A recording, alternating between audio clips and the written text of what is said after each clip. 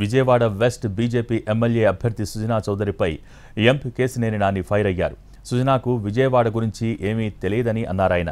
YCP అభ్యర్థి ఆసిఫ్ను గెలిపించాలని ఓటర్లకు విజ్ఞప్తి చేశారు.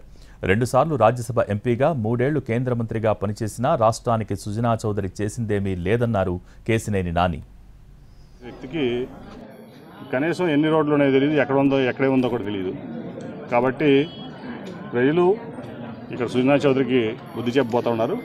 మన ఆసిఫ్ని భారీ మెజార్టీలో గెలిపిస్తారంటలో ఎటువంటి సందేహం లేదని చెప్పి ఈ సందర్భంగా తెలియజేస్తూ ఖచ్చితంగా ప్రజలందరికీ నేను మనవి చేస్తున్నాను. వెస్ట్ విజయవాడ పశ్చిమ నియోజకవర్గ ప్రజలకి భారీ మెజార్టీతో ఆసిఫ్ గారిని గెలిపించుకోండి. ఎప్పుడు కూడా మీకు అందుబాటులో ఉంటాడు, మీకు సేవ చేసుకుంటాడు, మీకు ప్రజాసేవకుడిగా ఉంటాను. కానీ పెత్తందారి లేక ఉండడు సుజనా చౌదరి లేక. మీరెవరో కూడా కమలం గుర్తు మీద ఓటేసి వృధా చేసుకోవద్దని విజయవాడ పశ్చిమ నియోజకవర్గ ప్రజలందరికీ కూడా నేను అభ్యర్థిస్తున్నా, మనవి చేస్తున్నాను. సుజనా చౌదరి అనే వ్యక్తికి